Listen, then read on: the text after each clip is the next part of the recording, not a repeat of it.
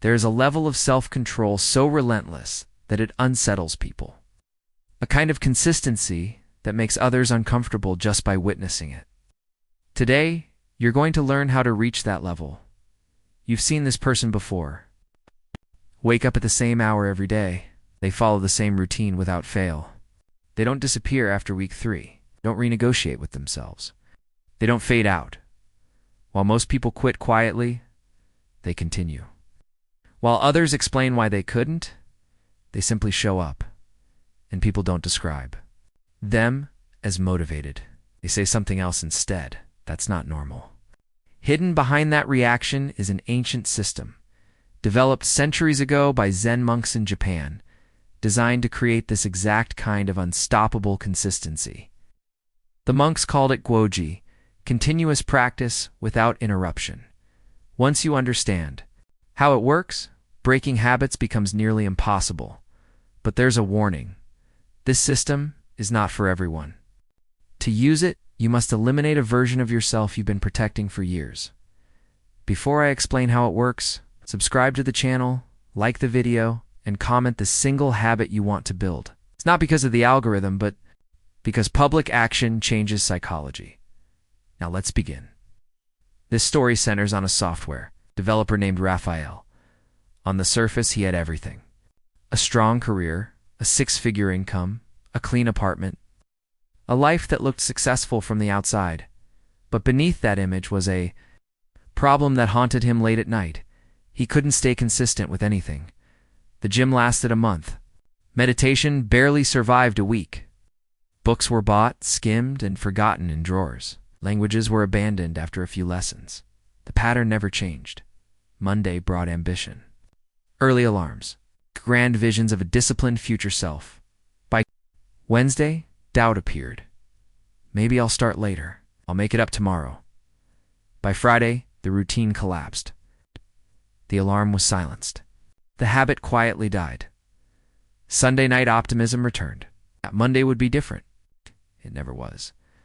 Raphael tried everything people recommend. Habit apps that rewarded streaks instead of results.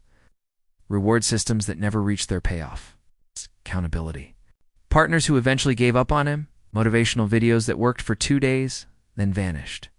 He read every popular book. He understood the science. He knew the terminology. Knowledge wasn't the issue. What he didn't realize was that he was fighting something invisible. His own brain. Your brain is not designed to help you improve. It's designed to keep you alive, from an evolutionary standpoint. Survival meant conserving energy and avoiding unnecessary risk. New habits register as danger. Effort equals threat. Sleeping in feels safe. The couch feels safe. Scrolling feels safe. Comfortable routines aren't flaws, they're survival programs. So every time you rely on willpower, you're asking a fragile conscious mind to overpower ancient biological systems. That battle always ends the same way. Raphael needed a method that didn't rely on motivation.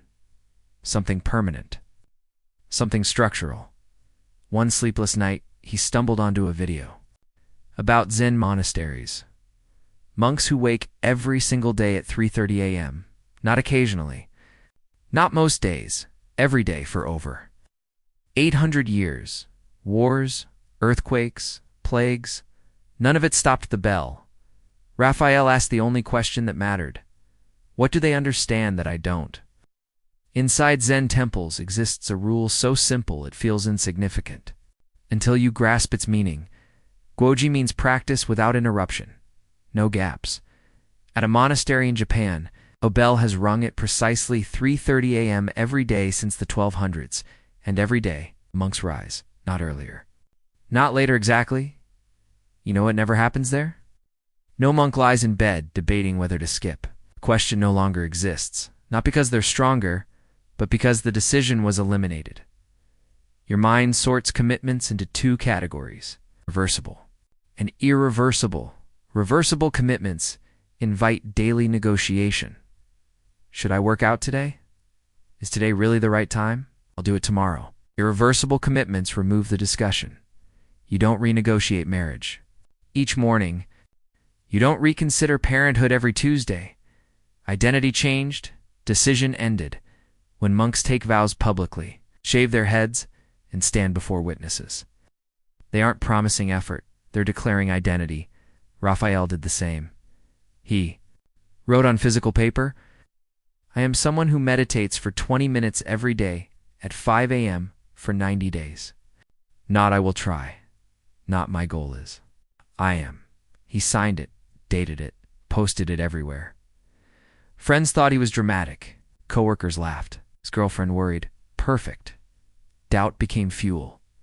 Now quitting meant public failure, and that changed. Everything day 3 tested him. 4 hours of sleep, exhaustion, every excuse sounded reasonable, but quitting now meant humiliation. So he sat down. It was miserable. His mind raced. His body resisted, but he stayed because the pain of stopping had finally exceeded the pain of continuing. Next, removed another negotiation. Time, 5 a.m. every day. Not because mornings are magical, but because nothing interferes. No distractions. No messages. No excuses. The time wasn't optimized.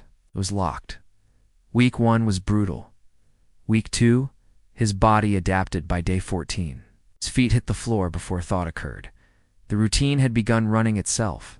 Then his mind found another loophole. What to do? So Raphael eliminated variation. Same exercises, same order, same duration, same book. Same meditation technique every day. Friends called him robotic. Good machines don't negotiate. By week 6, something shifted. He'd begin. Without realizing it, movements happened automatically. The resistance dissolved. The habit had transferred from effort to instinct. This is the real secret of consistency. Not discipline forever, but repetition until discipline becomes irrelevant. Then life tested. Him, illness, travel, chaos. Old logic would have said, restart later. Instead, he shrank the practice, but never broke it. 2 push-ups, 2 minutes, 1 page. Momentum survived. The chain remained intact. That's Guoji, not perfection. Not optimization, continuity. A river may slow, but it never stops. The moment it stops, it dies. By day 90, Raphael wasn't someone trying to be consistent.